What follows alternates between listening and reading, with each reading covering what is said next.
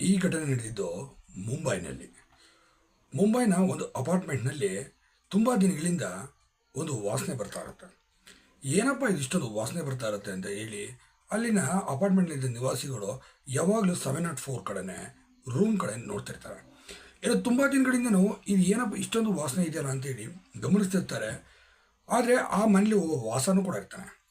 ಏನು ವಾಸ ಇರೋಂಥ ಸಂದರ್ಭ ಇಷ್ಟೊಂದು ವಾಸನೆ ಬರೀ ಹೇಗೆ ಸಾಧ್ಯ ಅನ್ನೋದನ್ನ ಅವರು ಕೂಡ ಅದನ್ನು ಜಾಸ್ತಿ ತಲೆಗೆಡ್ಸೋಕೆ ಹೋಗೋದಿಲ್ಲ. ಮೋಸ್ಟ್ಲಿ ಅಂದ್ಕೊಳ್ತಾರೆ ಇಲ್ಲಿನ ಹೆಗ್ಣನ ಏನೋ ಒಂದು ತುಂಬ ದಿನಗಳ ಹಿಂದೆ ಸತ್ತಿರ್ಬೋದು, ಹಾಗಾಗಿ ನಮಗೆ ಆ ವಾಸನೆ ಅನ್ನಿಸ್ತಾ ಇದೆ ಅಂತ ಅಂದ್ಕೊಂಡಿರ್ತಾರೆ. ದಿನ ಕಳೆದಂತೆ ಆ ವಾಸನೆಯ ಬೆಳವಣಿಗೆ ಇನ್ನೂ ಜಾಸ್ತಿ ಆಗುತ್ತೆ. ಒಂದು ದಿನ ಏನು ಮಾಡ್ತಾರೆ ಅಂದರೆ ಆ ಅಪಾರ್ಟ್ಮೆಂಟ್ನ ನಿವಾಸಿಗಳೆಲ್ಲ ಒಂದು ನಿರ್ಧಾರ ಮಾಡ್ತಾರೆ. ಅದೇನಪ್ಪ ಅಂತಂದರೆ ಆತ ಇಲ್ಲಿದ್ದ ಸಂದರ್ಭದಲ್ಲಿ ಅವನು ಕೆಲಸಕ್ಕೆ ಹೋದಂಥ ಸಂದರ್ಭದಲ್ಲಿ ಆ ಮನೇನ ನಾವು ಹೊಡೆದ್ಬಿಟ್ಟು ನೋಡಲೇಬೇಕು, ಯಾಕೆಂದರೆ ಈ ಮನೆಯಲ್ಲಿ ತುಂಬ ವಾಸನೆ ಬರ್ತಾರಂಥದ್ದು ಅಂತ ಕೂಡ ಹೇಳ್ತಾರೆ. ಯಾಕೆಂದರೆ ಈ ಹಿಂದೆ ಒಂದ್ಸರಿ ಅವನಿಗೆ ನಿಮ್ಮ ಮನೇಲಿ ತುಂಬ ವಾಸನೆ ಬರ್ತದೆ ಅಂತ ಹೇಳಿದಾಗ ಅವನು ಹೇಳ್ತಾನೆ, ನಿಮಗೆ ಮಾಡೋಕ್ಕೆ ಬೇರೆ ಕೆಲಸ ಇಲ್ವಾ ಅಂತ, ನಿಮ್ಮ ಮನೆಗಳಲ್ಲಿ ನಾವು ಬರ್ತಾ ಇರಬೇಕು, ಸುಮ್ಮನೆ ಯಾಕೆ ನನ್ನ ಮನೆ ಮೇಲೆ ನೀವು ಬರ್ತು ಕೇಳ್ತೀರಾ ಅಂತ ಹೇಳಿ ಹೇಳ್ತಾನೆ. ಇದು ಸರಿ ಆಯಿತು ಅಂತ ಹೇಳಿ ಅವನು ಹೋದಂಥ ಸಂದರ್ಭದಲ್ಲಿ ಆ ಮನೆಯ ಬೀಗವನ್ನು ಸುಮಾರು ಆ ಅಪಾರ್ಟ್ಮೆಂಟ್ ಒಂದು 10 ಮನೆಯವರು ಸೇರ್ಕೊಂಡು ಹೊಡೆದಾಕ್ತಾರೆ. ಹೊಡೆದಾಕಿ ಮನೆ ಒಳಗಡೆ ಹೋಗಿ ವಾಸನೆ ಬರ್ತಾ ಇರೋಂಥ ಜಾಗ ಕಿಚನ್ ಆಗಿರುತ್ತೆ.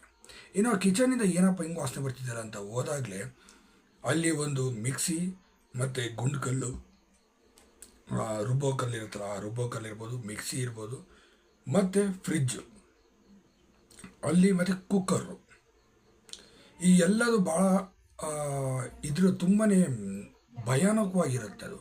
ಯಾಕೆಂದರೆ ಅವೆಲ್ಲ ರಕ್ತ ಆಗಿರುತ್ತೆ. ಇನ್ನು ಅದನ್ನು ತೆಗೆದು ನೋಡಿದಾಗಲೇ ಅಲ್ಲಿದ್ದವರು ಎಷ್ಟೋ ಜನ ವಾಂತಿ ಮಾಡ್ಕೊತಾರೆ, ಇನ್ನು ಎಷ್ಟೋ ಜನ ಇರೋಕ್ಕಾಗ್ದಲೇ ಓಡೋಗ್ತಾರೆ. ಇನ್ನು ತೀರಾ ಗಟ್ಟಿ ಗುಂಡಿಗೆ ಇದ್ದಂಥವ್ರು ಅದನ್ನು ನೋಡಿ ಪೊಲೀಸರಿಗೆ ಫೋನ್ ಕೂಡ ಮಾಡ್ತಾರೆ. ಇನ್ನು ಸ್ಥಳಕ್ಕೆ ಬಂದಂಥ ಮುಂಬೈ ಪೊಲೀಸರು ಇನ್ವೆಸ್ಟಿಗೇಷನ್ನ ಶುರು ಮಾಡ್ತಾರೆ. ಇನ್ನು ಆ ಮನೆಯವನು ಬರಲಿ ಅಂತಲೇ ಕೂಡ ಕಾಯ್ತಿದ್ರು. ಬರ್ತಿದ್ದಂಗೆ ಅವನ್ನ ಅರೆಸ್ಟ್ ಮಾಡ್ಕೊಂಡು ಹೋಗ್ತಾರೆ. ಆದರೆ ಆ ಕುಕ್ಕರ್ನಲ್ಲಿ ಇದ್ದಿದ್ದು ಆ ಒಂದು ಮಹಿಳೆಯ ದೇಹದ ಬಿಡಿ ಭಾಗಗಳು, ಮತ್ತು ಫ್ರಿಜ್ನಲ್ಲಿ ಡೋರ್ನಲ್ಲಿ ಇದ್ದಿದ್ದು ಕೂಡ ದೇಹದ ಬಿಡಿ ಭಾಗಗಳು, ಮತ್ತು ಅಲ್ಲೇ ಬೇರೆ ಬೇರೆ ಅಡುಗೆ ಮೇಲೆ ಇದ್ದಿದ್ದು ಮಿಕ್ಸಿ ಒಳಗಡೆ ಜಾರ್ನಲ್ಲಿ ಸಹ ಇದ್ದಿದ್ದು ಆ ಮಹಿಳೆಯ ಬಿಡಿ ಭಾಗಗಳು. ಇನ್ನು ತುಂಬಾ ಭೀಕರವಾಗಿ ಅಲ್ಲೊಂದು ಕೊಲೆ ಆಗಿದೆ ಅನ್ನೋದು ಇಲ್ಲಿ ಸ್ಪಷ್ಟವಾಗಿ ಗೊತ್ತಾಗುತ್ತೆ. ಇದು ಆದ ನಂತರವೇ ಮತ್ತೊಂದು ಶಾಕಿಂಗ್ ನಡೆಯೋದು. ಇನ್ನು ಈ ಸ್ಟೋರಿಯ ಹಿಂಭಾಗಕ್ಕೆ ಬಂದಾಗ ನೋಡಿದಾಗ ಗೊತ್ತಾಗೋದು, ಈ ಮನೇಲಿ ಇದ್ದಿದ್ದು ಸರಸ್ವತಿ ಮತ್ತು ಮನೋಜ್ ಅನ್ನೋನು. ಈ ಮನೋಜ್ ಅನ್ನೋನಿಗೆ ಸುಮಾರು 45-48 ವರ್ಷ ಆಗಿರುತ್ತೆ. ಆತನಿಗೆ ಮದುವೆಯೂ ಸಹ ಆಗಿರೋದಿಲ್ಲ. ಯಾವುದೋ ಒಂದು ಹಳ್ಳಿಯಲ್ಲಿ ವಾಸವಿರ್ತಾನೆ. ಆದರೆ ಆ ಹಳ್ಳಿಯಿಂದ ಆತ ಕೆಲಸದ ನಿಮಿತ್ತವಾಗಿ ITI ಮಾಡಿಕೊಂಡು ಅವನಲ್ಲಿಗೆ ಬಂದು ತುಂಬ ವರ್ಷಗಳ ಕೆಲಸ ಮಾಡ್ತಿರ್ತಾನೆ. ಇನ್ನು ಅಲ್ಲಿ ಕೆಲಸ ಮಾಡ್ತಿದ್ದಂಥ ಸಂದರ್ಭದಲ್ಲಿ ಆ ಕೆಲಸದ ಜಾಗದಲ್ಲೇ ಪರಿಚಯ ಆಗೋದೇ ಲಾಕ್ಡೌನ್ಗಿಂತ ಮುಂಚೆ ಒಂದು ಹುಡುಗಿ, ಅವಳೇ ಈ ಸರಸ್ವತಿ. ಈ ಸರಸ್ವತಿಗೆ ಇನ್ನು 23-24 ವರ್ಷ ಇರುತ್ತೆ. ಅಂದರೆ ಅವನಿಗೂ ಇವನಿಗೂ ಸುಮಾರು 25 ವರ್ಷಗಳ ಡಿಫ್ರೆನ್ಸ್ ಇರುತ್ತೆ. ಇನ್ನು ಅವಳು ಕೂಡ ಅನಾಥಾಶ್ರಮದಲ್ಲಿ ಬೆಳೆದಿದ್ದರಿಂದ ಅವಳು ಒಂಟಿಯಾಗಿ ಅಲ್ಲಿ ವಾಸ ಇರ್ತಾನೆ. ಇನ್ನು ಅವಳು ಸಹ ಒಂಟಿಯಾಗಿ ಅಲ್ಲಿ ಇರೋದ್ರಿಂದ ಅವಳ ಕಷ್ಟಗಳನ್ನು ಇವನ ಕಷ್ಟಗಳನ್ನು ಹೀಗೆ ಕೆಲಸ ಮಾಡೋಂಥ ಜಾಗದಲ್ಲಿ ಸುಮಾರು 6 ತಿಂಗಳು 1 ವರ್ಷಗಳ ಕಾಲ ನಡೆಯುತ್ತೆ. ಆಮೇಲೆ ಅವಳು ಹೇಳ್ಕೊತಾಳೆ, ನನಗೆ ಇರೋದಕ್ಕೆ ಸಹ ಮನೆ ಸಹ ಇಲ್ಲ, ಅನಾಥಾಶ್ರಮದಲ್ಲಿ ಇವತ್ತಿಗೂ ಕೂಡ ಇದ್ದೀನಿ, ಅಲ್ಲಿ ಇರೋದಕ್ಕೆ ತುಂಬಾ ಕಷ್ಟ ಆಗ್ತದೆ ಅಂತ ಕೂಡ ಅವಳು ಎಲ್ಲ ಇವನ ಬಳಿ ಹೇಳ್ಕೊತಾಳೆ. ಆಗ ಈತ ತುಂಬ ಮಾನವೀಯತೆಯಿಂದ ಹೇಳ್ತಾನೆ, ನೀನು ಒಂದು ಕೆಲಸ ಮಾಡು, ನನ್ನ ಮನೇಲಿ ಆರಾಮಾಗಿ ಬಂದು ಇರ್ಬೋದು, ನಿನಗೆ ಯಾವುದೇ ತೊಂದರೆ ಇಲ್ಲ, ಮತ್ತು ನಿನಗೆ ನನ್ನ ಮೇಲೆ ನಂಬಿಕೆ ಇದ್ದರೆ ಖಂಡಿತ ನೀನು ಬಂದು ಇರ್ಬೋದು ಅಂತ ಹೇಳಿ ಹೇಳ್ತಾನೆ. ಆದರೆ ಅವನು ಅಲ್ಲಿ ಹೇಳಿದ್ದು ಬರೀ ಫ್ರೆಂಡ್ಶಿಪ್ಪಲ್ಲಿ ಮಾತ್ರ.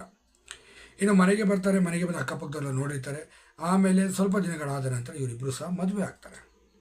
ಈ ಲಾಕ್ಡೌನ್ಗಿಂತ ಮುಂಚೆ ಮದುವೆ ಆಗ್ತಾರೆ. ತದನಂತರ ಲಾಕ್ಡೌನ್ ಕೂಡ ಆಗ್ತದೆ. ಲಾಕ್ಡೌನ್ ಆದ ಸಂದರ್ಭದಲ್ಲಿ ಆ ಮನೇಲಿ ವಾಸವಿರ್ತಾರೆ. ಕೆಲಸ ಎಲ್ಲಾಗುತ್ತೆ ಅಲ್ಲಿ ಸಣ್ಣ ಪುಟ್ಟ ಕೆಲಸ ಮಾಡಿಕೊಂಡು ಜೀವನ ಸಾಗಿಸ್ತಿರ್ತಾರೆ. ಆರ್ಥಿಕವಾಗಿ ಇಬ್ಬರಿಗೂ ಸಹ ತುಂಬಾ ಕಷ್ಟ ಇರುತ್ತೆ.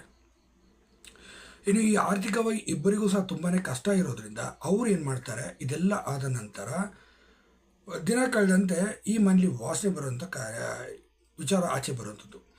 ಇದು ಆದ ಮೇಲೇ ಅಕ್ಕಪಕ್ಕದವರೆಲ್ಲ ನೋಡ್ತಾರೆ. ನೋಡಿದ ನಂತರ ಅರೆಸ್ಟ್ ಆಗ್ತಾರೆ. ಅರೆಸ್ಟ್ ಆದ ನಂತರ ಪೊಲೀಸರು ಕೇಳ್ತಾರೆ, ನಿನ್ನ ಮನೇಲಿ ಆಶ್ರಯ ಕೇಳ್ಕೊಂಬಂದಂಥ ಆ ಹುಡುಗಿಯ ದೇಹ ಯಾಕೆ ಅಷ್ಟು ಭೀಕರವಾಗಿ ಕೊಲೆ ಮಾಡಿ ಇದು ಮಾಡಿದ್ಯಾ, ಅವಳಂತ ನಿನಗೆ ಏನು ಮಾಡಿದ್ಲು ಅಂತ.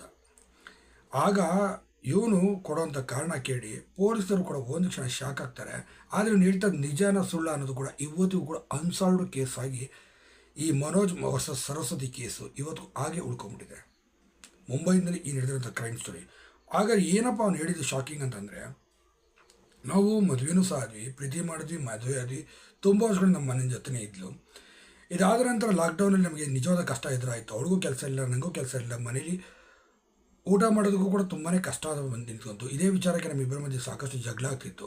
ಆದರೆ ಒಮ್ಮೆ ಅವಳು ನೇಣು ಹಾಕೊಳ್ಳೋಕ್ಕೆ ಅಂತ ಹೋದ್ಲು. ಆ ಸಂದರ್ಭದಲ್ಲಿ ನಾನು ಅಲ್ಲೇ ಇದ್ದೆ, ಅವಳನ್ನು ಉಳಿಸ್ಕೊಂಡೆ. ಆದರೆ ಇದಾದ ನಂತರ ನಾನು ರಾತ್ರಿ ಮಲಗಿದಂಥ ಸಂದರ್ಭದಲ್ಲಿ ಅವಳು ವಿಷ ಕುಡ್ದು ಸತ್ತೋಗ್ತಾಳೆ, ಒದ್ದಾಡಿ ಸತ್ತೋಗ್ತಾಳೆ. ಅವಳನ್ನ ಉಳಿಸೋದಕ್ಕೆ ಪ್ರಯತ್ನ ಪಡ್ತೀನಿ, ಆದರೆ ನನಗೆ ಏನೂ ಮಾಡೋಕ್ಕಾಗೋದಿಲ್ಲ. ಹಾಗೆ ಈ ವಿಚಾರ ಅಕ್ಕಪಕ್ಕದವ್ರು ನಾ ಇಬ್ಬರೇ ಇದ್ದರಿಂದ ಏನಾದ್ರು ಹೇಳಿದ್ರೆ ನಾನೇ ಕೊಲೆ ಮಾಡಿದ್ದೀನಿ ಅಂತ ಎಲ್ಲಪ್ಪ ನನ್ನ ಮೇಲೆ ಬಂದ್ಬಿಡುತ್ತೆ ಅಂತ ಹೇಳಿ ಅವಳು ಇಲ್ಲ ಅಂದ ರೀತಿಯಲ್ಲಿ ಬಿಂಬಿಸೋ ರೀತಿಯಲ್ಲಿ ಕ್ರಿಯೇಟ್ ಮಾಡೋದಕ್ಕೋಸ್ಕರ ನಾನೇನು ಮಾಡಿದೆ, ಆ ದೇಹನ ತುಂಡು ತುಂಡಾಗಿ ಮಾಡಿ ಮಿಕ್ಸಿಲಿ ಮತ್ತು ಫ್ರಿಜ್ಜಲ್ಲಿ ಆಮೇಲೆ ಜಾರ್ನಲ್ಲಿ ಈ ರೀತಿ ಕುಕ್ಕರ್ನಲ್ಲಿ ಬೇಯಿಸೋದು ಮಾಡಿದೆ. ಇನ್ನು ಭಾಳಷ್ಟು ದೇಹದ ದೊಡ್ಡ ದೊಡ್ಡ ಭಾಗಗಳು ಏನಿರ್ತವೆ ಅವನ್ನೆಲ್ಲದನ್ನು ಕೂಡ ನಾನು ಬೇರೆ ಕಡೆ ಎಸ್ತಿ ಅದನ್ನು ಸುಟ್ಟಾಕಿದ್ದೀನಿ ಅಂತ ಹೇಳ್ತಾರೆ. ಆದರೆ ಈ ಕೊಲೆ ನಾನು ಮಾಡಿದ್ದಲ್ಲ, ಇದು ಕೇವಲ ಅವಳು ಆತ್ಮಹತ್ಯೆ ಮಾಡ್ಕೊಂಡಿರೋಂಥದ್ದು. ಆತ್ಮಹತ್ಯೆ ವಿಚಾರ ನನಗೆ ಎಲ್ಲಿ ಕೊಲೆ ಮಾಡಿದೆ ಅನ್ನೋ ಕಾರಣ ಬಂದ್ಬಿಡುತ್ತೋ ಅನ್ನೋ ಭಯಕ್ಕೋಸ್ಕರ ನಾನು ಈ ಪ್ರಕರಣನ ಈ ಕೇಸ್ ಮುಚ್ಚಾಕೋದಕ್ಕೋಸ್ಕರ ಪ್ರಯತ್ನ ಪಟ್ಟೆ. ಅಷ್ಟು ಬಿಟ್ಟರೆ ನಾನು ಯಾವುದೇ ರೀತಿ ಈ ಕೊಲೆ ಮಾಡಿಲ್ಲ ಅಂತೇಳಿ ಮನೋಜು ಪೊಲೀಸ್ನವ್ರ ಮುಂದೆ ಹೇಳ್ಕೊಳ್ತಾನೆ. ಈ ರೀತಿ ಆತ ಹೇಳ್ಕೊಂಡಾಗ ಪೊಲೀಸ್ನವರು ಕೋರ್ಟ್ ಮುಂದೆ ಸಂಬಂಧಪಟ್ಟದ ಎಷ್ಟು ಸಾಕ್ಷಿ ಇರುತ್ತೆ ಅಷ್ಟನ್ನು ಹಾಕ್ತಾರೆ. ಆದರೆ ಇವತ್ತಿಗೂ ಕೂಡ ಅನ್ಸಾಲ್ಡ್ ಕೇಸಾಗಿ ಹೇಳ್ಕೊಂಡಿದೆ. ನ್ಯಾಯಾಧೀಶ ಮುಂದೆನೂ ಕೂಡ ಆತ ಕಣ್ಣೀರು ಹಾಕಿಕೊಂಡು ತನ್ನ ನೋವನ್ನೆಲ್ಲ ಹೇಳ್ಕೊತಾನೆ, ನಾನು ಈ ಕೊಲೆ ಮಾಡಿಲ್ಲ, ಅವಳು ಆತ್ಮಹತ್ಯೆ ಮಾಡ್ಕೊಂಡಿದ್ದಷ್ಟೇ. ಆತ್ಮಹತ್ಯೆ ಮಾಡ್ಕೊಂಡಿದ್ದನ್ನು ನನಗೆ ಎಲ್ಲಿ ಹೊರಗಡೆ ನಂಗೆ ಅಕ್ಕಪಕ್ಕದವ್ರು ಯಾರೂ ಸಹ ನಂಗೆ ಪರಿಚಯ ಇಲ್ಲದಿದ್ದ, ಅದು ಬೇರೆ ಥರ ನನ್ನ ಮೇಲೆ ಬಿಂಬಿಸ್ಬಿಡ್ತಾರೆ ಅನ್ನೋ ಕಾರಣ ಭಯಕ್ಕೋಸ್ಕರ ಅವಳ ದೇಹನ ಸ್ಮ್ಯಾಶ್ ಮಾಡೋಕ್ಕೋಸ್ಕರ ನಾನು ಈ ಥರ ಮಾಡಿದ್ದು ಅಷ್ಟು ಬಿಟ್ಟು. ಆದರೆ ಅವಳಾಗಿ ಆತ್ಮಹತ್ಯೆ ಮಾಡ್ಕೊಂಡಿದ್ದಾಳೆ, ನಾನಾಗಿ ಯಾವುದೇ ಕಾರಣಗಳು ಸಾಯಿಸಿಲ್ಲ ಅಂತೇಳಿ ನ್ಯಾಯಾಧೀಶ ಮುಂದೆನೂ ಕೂಡ ತನ್ನ ಅಳಲನ್ನು ತೊಡ್ಕೊಂಡಿದ್ದಾನೆ. ಇವತ್ತಿಗೂ ಕೂಡ ಈ ಮುಂಬೈನ ಸರಸ್ವತಿ ಮರ್ಡರ್ ಕೇಸ್ ಅಥವಾ ಕುಕ್ಕರ್ನಲ್ಲಿ ಬೇಯಿಸಿದಂಥ ಈ ಕೇಸ್ ಅನ್ಸಾಲ್ವ್ಡ್ ಆಗಿ ಉಳ್ಕೊಂಡಿದೆ.